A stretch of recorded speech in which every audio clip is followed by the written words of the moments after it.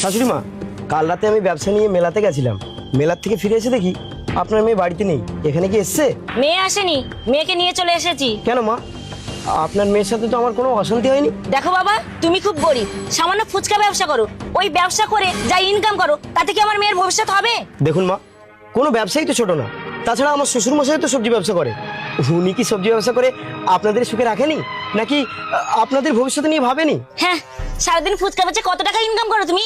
আমার স্বামীর ব্যবসার সঙ্গে তুলনা করছো? শাশুড়ি মা, আপনি কেন বারবার ফুচকা ব্যবসাটাকে অপমান করছেন বলুন তো? কারণ লোকেরা যখন জিজ্ঞাসা করে তোমার জামাই কি করে, তখন তাদের কাছে তোমার এই ব্যবসার কথা বলতে আমার লজ্জা করে।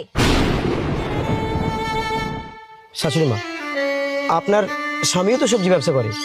আপনার স্বামীর ব্যবসাটা লোকের কাছে গিয়ে বলতে লজ্জা করে না? দেখলে মা, ও কেমন ছেলে? যেই তুমি ওর ফুচকা ব্যবসা নিয়ে খোটা দিলে, সেই তখনই ও আমার বাবার ব্যবসা নিয়ে খোটা দিচ্ছে। প্রতিশোধ নিচ্ছে মা, প্রতিশোধ। কি হচ্ছে রে মা সকাল সকাল জামাইয়ের সাথে? বাবা দেখো না, তোমার জামাই আমাকে নিতে এসেছে। আরে বাবা জামাই, তুমি মেয়েকে নিতে এসেছো?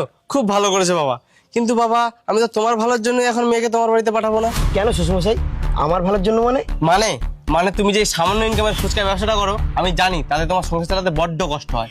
তাই তোমার ভালোর জন্যই এখন আমি আমার মেয়েকে তোমার বাড়িতে পাঠাবো না। দেখুন শ্বশুরমশাই, আমি ফুচকা ব্যবসা করে যে টাকাটা ইনকাম করি, সে টাকাটা কিন্তু আপনার মেয়ের খেয়ে পরে আরো বেশি হয়ে যায়। আরে না না বাবা, সেটা ব্যাপার না। ব্যাপার হলো তুমি এই ফুচকা ব্যবসাটা ছেড়ে একটা ভালো কোনো ব্যবসা করো না। আচ্ছা ঠিক আছে শ্বশুরমশাই, আপনাদের এই ফুচকা ব্যবসাটা নিয়ে সমস্যা তো? আচ্ছা ঠিক আছে, আমি বাড়ি গিয়ে অন্য কোনো একটা ভালো ব্যবসা করব।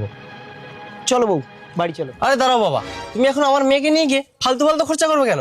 আগে তুমি 2-4 মাস ব্যবসা করে নিজের পায়ে দাঁড়িয়ে নাও, তারপরে সে আমার মেয়েটাকে নিয়ে যাবে। আচ্ছা ঠিক আছে শ্বশুরমশাই, তাই হোক। শিউলি, সাবধানে থেকো। শাশুড়ি মা, ভালো থাকবেন। শ্বশুরমশাই তাহলে আসছি। আচ্ছা আচ্ছা। এরপর 2 মাস কেটে গেল। শ্বশুরমশাই, আমি একটা মুদিখানা দোকান খুলেছি। দেখো বাবা, তুমি আমার মেয়েকে ভুলে যাও। আমি আমার মেয়ের জন্য বড়লোক ঘরে সম্বন্ধ দেখেছি।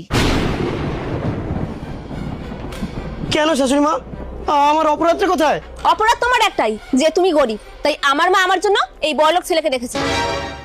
বাহ শাশুড়ি মা, বাহ, চমৎকার।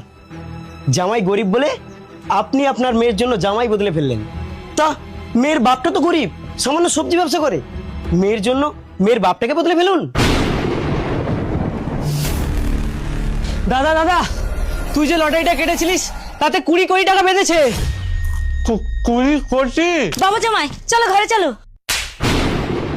কি ভাবছেন? ভাবছেন জামাই হয়ে কেন শাশুড়ি গায়ে হাত দিলাম?